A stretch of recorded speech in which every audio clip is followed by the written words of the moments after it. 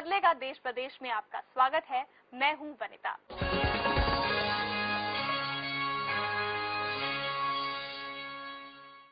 पिछले एपिसोड में हमने आपको दिखाया था कि पीने के पानी के लिए कैसे तरस रहा है हरियाणा।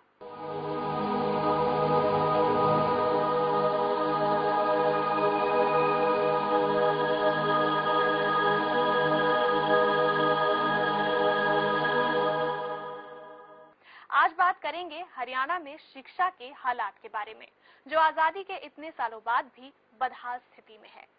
ना तो शिक्षा को सभी लोगों तक पहुंचाया जा सका है और ना ही शिक्षा स्तर में सुधार लाया जा सका है। शिक्षा मात्र एक औपचारिकता बनकर रह गई है और शिक्षा की बिगड़ती स्थिति को लेकर सरकार पूरी तरह उदासीन दिख रही है। सन 2001 से 2011 के बीच हरियाणा में 8.69% की शिक्षा वृद्धि रही, जो कि राष्ट्रीय औसत से कम है। हरियाणा में शिक्षा दर 76.4% है। महिलाओं और दलितों के शिक्षित होने की दर चिंताजनक है। साथ ही साथ गांव व शहरों में शिक्षा के बीच की खाई भी चौड़ी होती जा रही है। चिंताजनक स्थिति ये भी है कि भारत के 604 जिलों के स्कूलों में 22 लाख शिक्षकों की कमी है और हरियाणा के 21 जिलों के सरकारी स्कूलों में 10,000 शिक्षकों की कमी है। गुणवत्ता के आधार पर देखें तो एक सर्वे रिपोर्ट के अनुसार भारत का 74 में से 73वां स्थान रहा और जबकि चीन अव्वल है। एजुकेशन में गैप आगे आया नहीं है, ये लाया गया है जानबूझ के, क्योंकि ज्यादातर जो राजनीतिक पार्टियां उनका एक ही उद्देश्य है, जितने ज्यादा से ज्यादा लोग अशिक्षित होंगे उनको आसानी से बेवकूफ बनाया जा सकता है।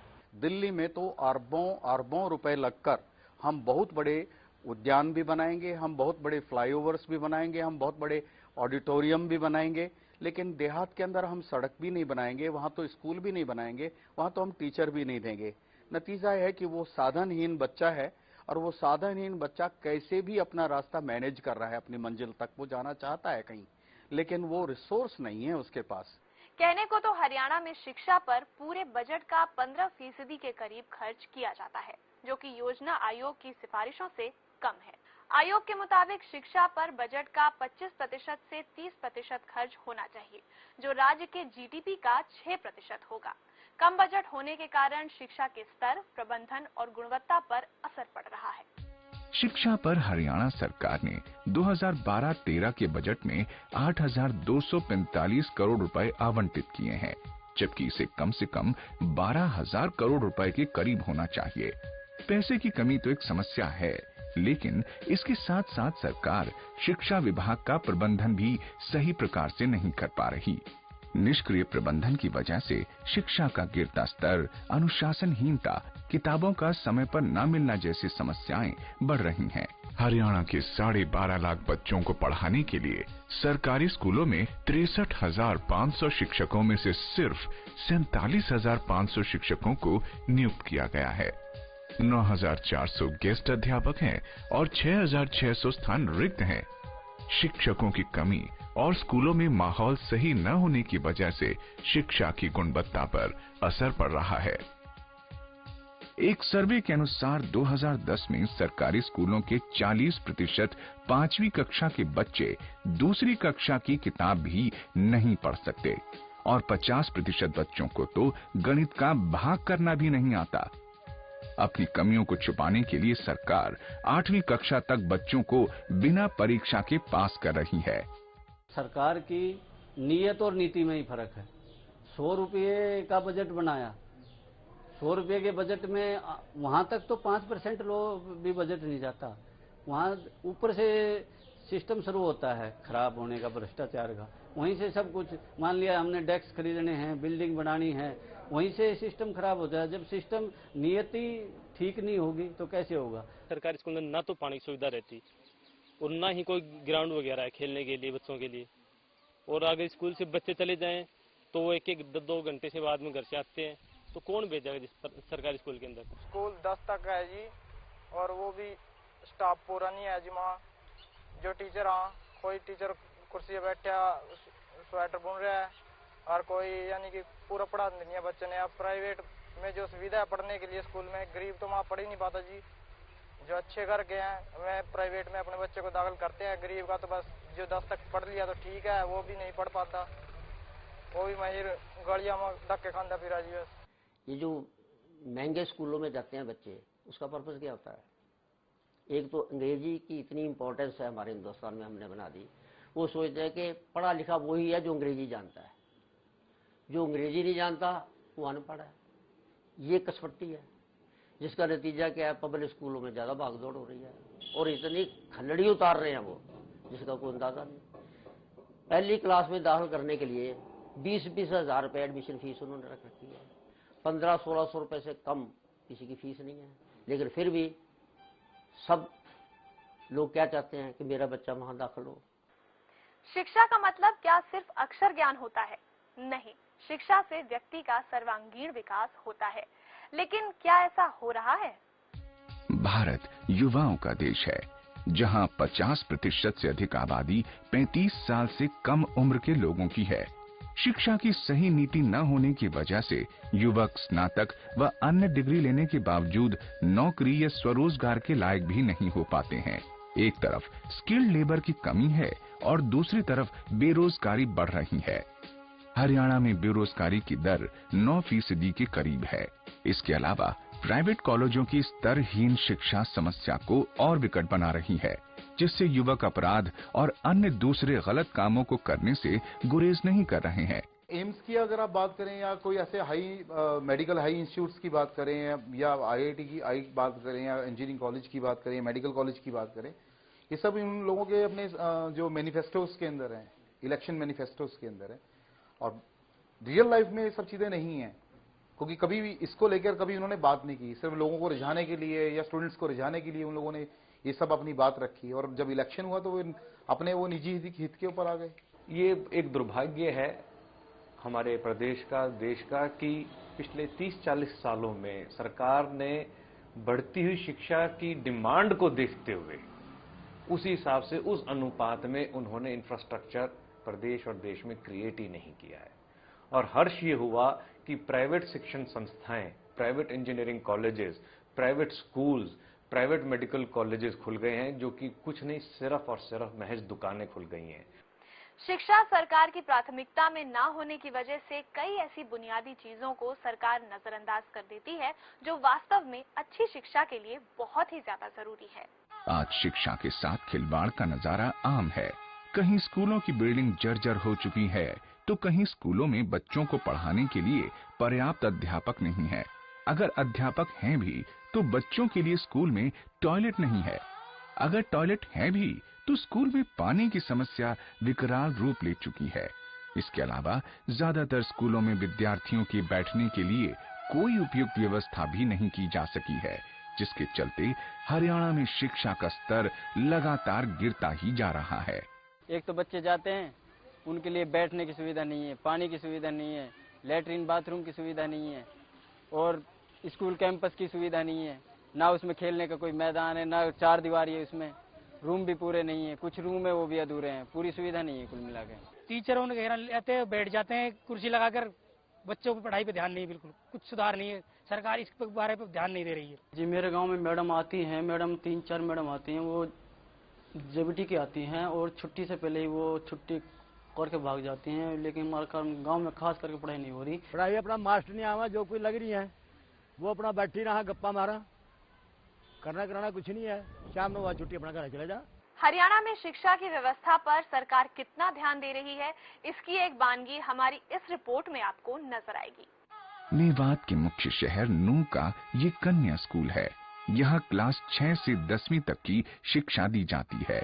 छात्राओं की संख्या अधिक होने के कारण यहाँ 9 सेक्शन है, लेकिन क्लासरूम सिर्फ 3, जिसके चलते 46 डिग्री तक पहुँचे तापमान में भी बच्चों को धूप में ही बैठना पड़ता है।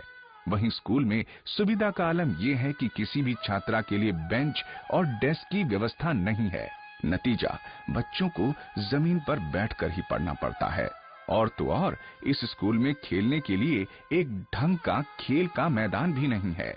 हम लोग तो विदेशों में रहे हैं और मैंने ये देखा है कि सरकारी स्कूल गवर्नमेंट जो चलाती है उसके ऊपर ज्यादा ध्यान दिया जाता है और लोगों को ये कहा जाता है कि अपने बच्चों को इस स्कूल में पढ़ाएं और उनको स्पेशल फैसिलिटीज ज्यादा मिलती है प्राइवेट स्कूल की बजाय, जिससे कि वो लोग ज्यादा कोशिश करते हैं कि सरकारी स्कूलों में जाएं, उनको बैठने की व्यवस्था, अध्यापक अच्छी तरह से शिक्षा देना।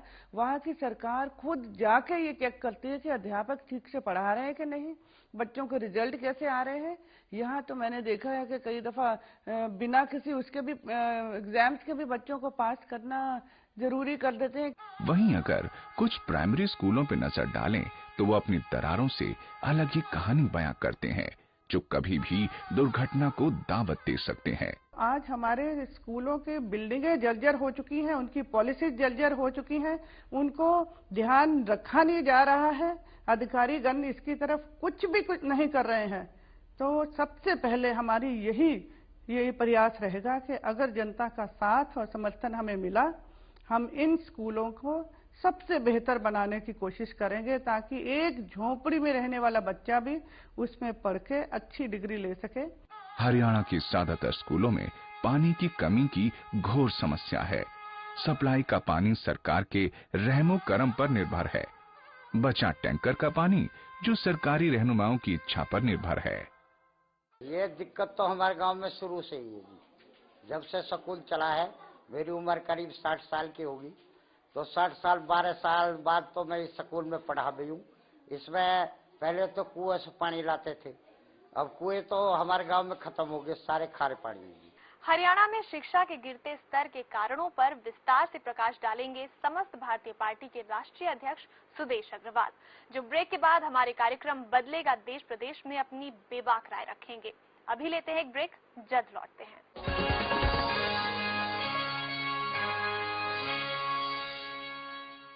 बदलेगा देश प्रदेश में आपका फिर से स्वागत है और हमारे साथ स्टूडियो में जुड़ चुके हैं समस्त भारतीय पार्टी के राष्ट्रीय अध्यक्ष सुदेश अग्रवाल। सुदेश जी, बहुत बहुत स्वागत है आपका। नमस्कार। मेरा पहला सवाल आपसे यही है कि आपकी नजर में शिक्षा के मायने क्या हैं और इसकी जरूरत क्या है? देखिए, आज के समय में शिक्षा हमारे जीवन का आधार बन चुकी है और ये भी इमेजिन करना कि शिक्षा के बगैर हम अपना जीवन व्यतीत कर सकते हैं, ये नामुमकिन सा लगता है। शिक्षा का महत्व बहुत ज्यादा है क्योंकि शिक्षा से आत्मविश्वास बढ़ता है, शिक्षा से हमें सोचने समझने की शक्ति मिलती है, शिक्षा से हमारा जीवन का निखार होता है। सुदेश जी, आपने अपनी प्राथमिक शिक्षा हरियाणा के गांव के एक सरकारी स्कूल से ली और उसके बाद दुनिया में अपना नाम कमाया, और उदाहरण के तौर पर ऐसे और भी बहुत सारे नाम हैं जिन्होंने शिक्षा सरकारी स्कूल से ली और उसके बाद बड़े नाम बने आगे चलकर। लेकिन अब सरकारी स्कूलों की ऐसी दुर्दशा क्यों हो गई है? देखिए कि मेरी जो शिक्षा प्राथमिक शिक्षा हुई वो सोनीपत जिले के खूबड़ू गांव से हुई। हमें कुछ ज्यादा तो याद नहीं है कि वहाँ पे मतलब कि कैसे वो हमारा जीवन चला वहाँ पर, लेकिन हमें इतना जरूर महसूस है कि जितनी भी प्राथमिक शिक्षा होती है वहाँ से आपका जीवन का आगे की शिक्षा का आधार वहाँ से बनता है। क्योंकि अगर वहाँ पे आपके अंदर अनुशासन आ गया, आपको मेहनत करने की इच्छा आ गई या मेहनत करने की स्थिति पैदा हो गई, तो वहीं से आपका आधार बनता है। और प्राथमिक शिक्षा से ही हम ये मानते हैं कि ऐसा आधार जो है वो बनना चाहिए। आज हालात ऐसे हो गए हैं कि सरकारी स्कूलों की स्थिति ही बिगड़ गई है, वहाँ पर टीचर भी अपने बच्चों को नहीं पढ़ाना चाहते हैं, तो ऐसे वहाँ का माहौल भी ठीक नहीं है, स्कूलों का माहौल भी ठीक नहीं है। तो अगर ऐसी स्थिति पैदा होगी है तो कैसे आगे के बच्चों का जो शिक्षा का आधार है, जो सेकेंडरी एजुकेशन है या हायर एजुकेशन है, उसका आधार कैसे ठीक हो सकता है? अगर हमें ठीक करना होगा तो हमें प्राइमरी शिक्षा से ही इसे ठीक करना होगा। क्या सरकार की मंशा साजिश के तहत शिक्षा की ओर ध्यान ना देना तो नहीं है ताकि अशिक्षितों को आसानी से बेवकूफ बनाया जा सके? शायद आप बिल्कुल ठीक कह रही हैं कि ऐसा ही हो रहा है, क्योंकि 65 साल की आजादी के बाद जो कांग्रेस ने इस देश के ऊपर राज किया या सत्ता दी है, उन्होंने अंग्रेजों के हिसाब से ही इस देश को चलाने की कोशिश की है और इसलिए उन्होंने कहा कि भी शिक्षित नहीं करेंगे तो जनता को बेवकूफ बनाया जा सकता है। इसका जीता जागता उदाहरण यह है कि आज ऐसे इतने कानून पड़े हुए हैं जो कि अंग्रेजों के जमाने के आज भी लागू किए जाते हैं। संविधान के अनुसार शिक्षा जो है वो राज्य का मसला है, राज्य सरकारें इसके लिए जिम्मेदार हैं। आप देखिए कि कांग्रेस सरकार की ही, कांग्रेस पार्टी की ही सरकारें जो हैं राज्यों के अंदर रही और उन्होंने भी वहां पर भी जाकर कोई काम नहीं किया, और जो केंद्र सरकार से जो पैसा जाता है उसका भी सही उपयोग नहीं किया गया। एक योजना आयोग की हिदायतें हैं कि 6% जीडीपी का जो है वो शिक्षा के ऊपर खर्च किया जाना चाहिए। किसी भी राज्य सरकार ने या केंद्र सरकार ने आज तक 6% नहीं खर्च किया है। वो आज भी सिर्फ 3% ही खर्च किया जाता है शिक्षा के ऊपर। तो ये तो एक सोची सब्जी सादे की पैसा खर्चा करेंगे ही नहीं।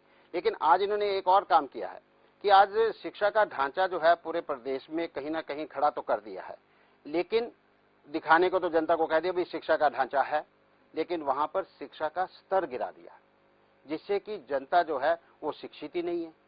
अब बोले कि आप कह तो रहे हो कि भी 8वीं पास हूं, लेकिन उसको आता जाता कुछ नहीं है, तो तब भी जनता जो है वही की वही खड़ी है जो जैसे कि पहले खड़ी हुई थी। आज ये हमारी स्थिति बन चुकी है।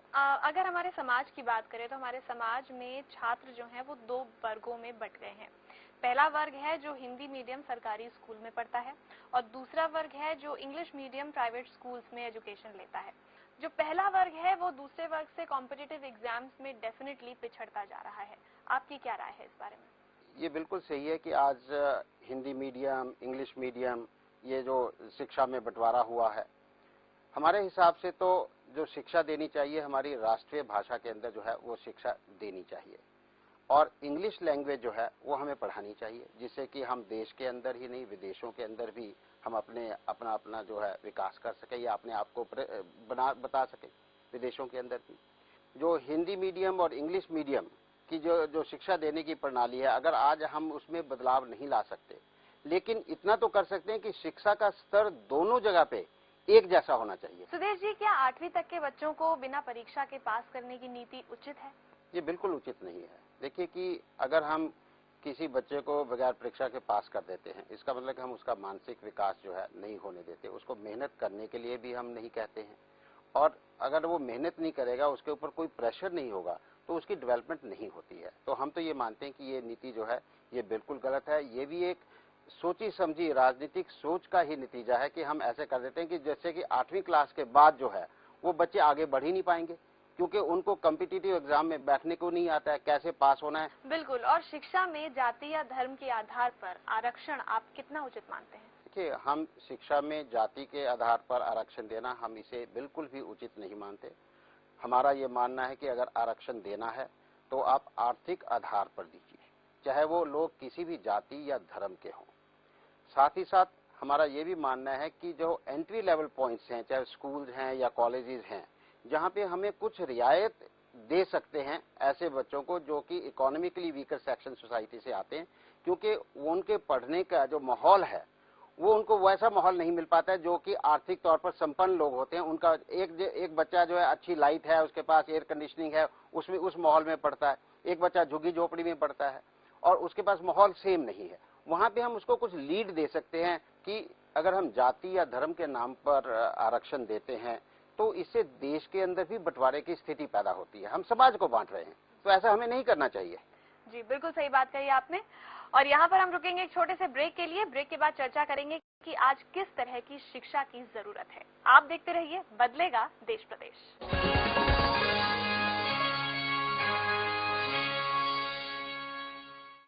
बदलेगा देश प्रदेश में आपका एक बार फिर से स्वागत है और आज हम चर्चा कर रहे हैं हरियाणा में शिक्षा के हालात के बारे में।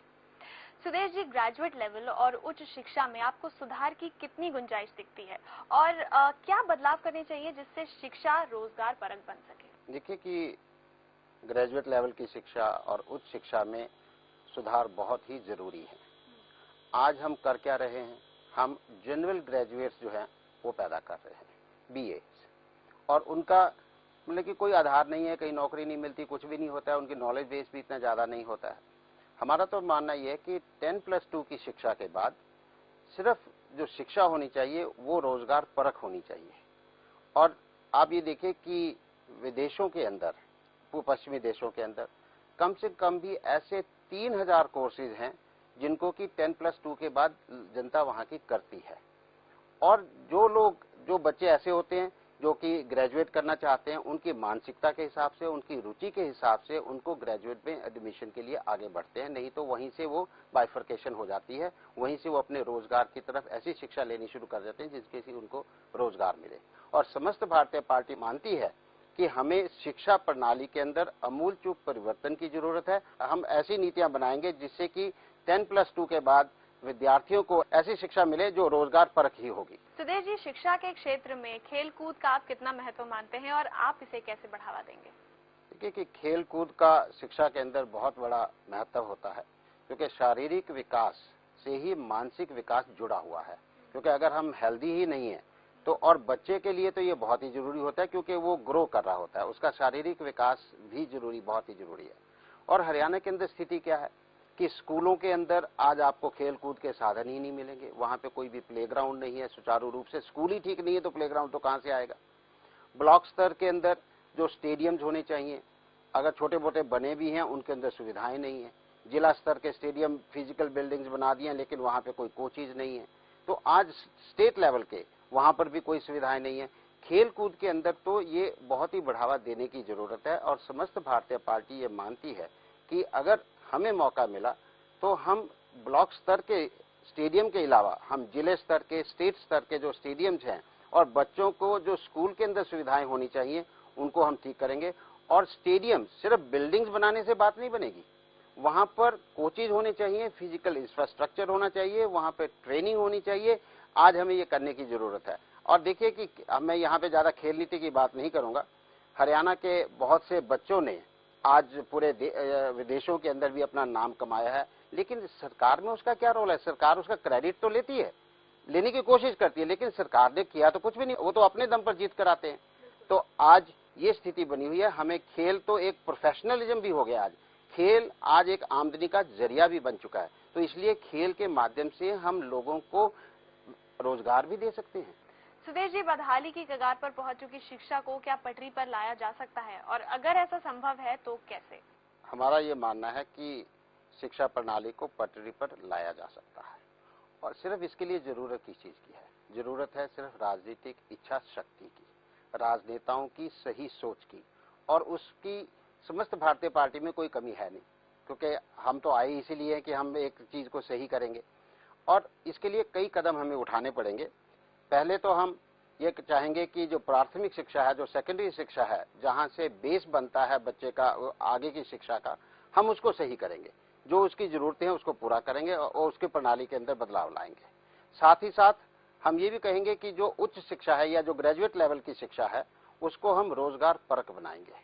शिक्षा में अक्षर ज्ञान के साथ साथ हम चरित्र निर्माण की भी बात करेंगे। खेल कूद के जितने भी साधन मुहैया करवाने जाएं हम उसके ऊपर भी काम करेंगे। हम जो भौतिक ढांचा है स्कूलों के अंदर हम उसको भी ठीक करेंगे। साथ ही साथ एक बहुत बड़ी समस्या जो प्रबंधन की जो प्राइमरी स्कूलों में, सेकेंडरी स्कूलों में देखने में आई है कि प्रिंसिपल जो है वो वहां का मतलब कि कंट्रोल में नहीं रहता है, क्योंकि पॉलिटिकल इंटरफेरेंस की वजह से हम उसके अधिकारों को सुनिश्चित करेंगे, जिससे कि वो एक लीडर का रोल जो है वो अदा करे। प्रिंसिपल को ऐसी ताकतें देंगे जिससे कि वो एक लीडर का रोल अदा करे, वो लीड कर सके, बच्चों को दिशा दे सके, और जो अध्यापक हैं वहां पर उनके ऊपर भी नियंत्रण जो है वो प्रॉपर रह सके, जिससे कि अनुशासन जो है वो ठीक तरीके से स्कूलों के अंदर हो। माहौल जो है वो शिक्षा का माहौल सही होना ये बहुत जरूरी बात है देश के विकास के लिए। लेकिन ये तभी हो सकता है जब राजनेताओं के अंदर इच्छा शक्ति होगी। आज समस्त भारतीय पार्टी यही बार बार कह रही है कि हमारे मौजूदा राजनेता जो हैं उनकी इच्छा शक्ति किसी भी समस्या को सुलझाने के लिए मर चुकी है। नए नेताओं को मौका दीजिए, तभी आगे बात बढ़ सकती है।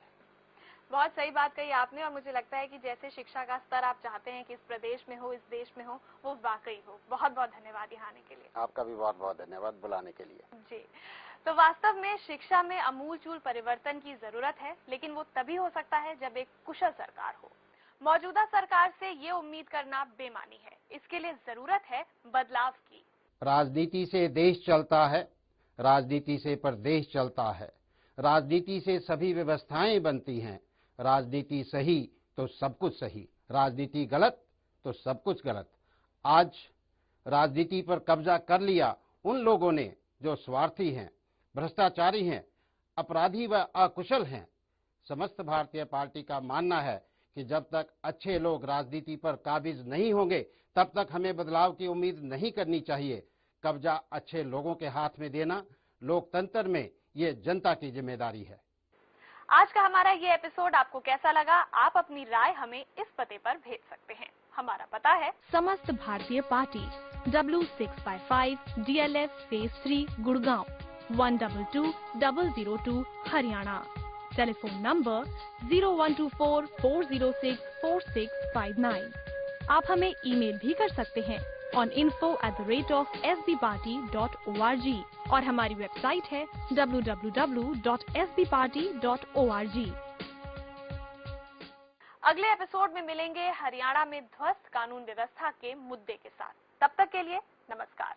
इस एपिसोड को आप समस्त भारतीय पार्टी की वेबसाइट और YouTube पर भी देख सकते हैं।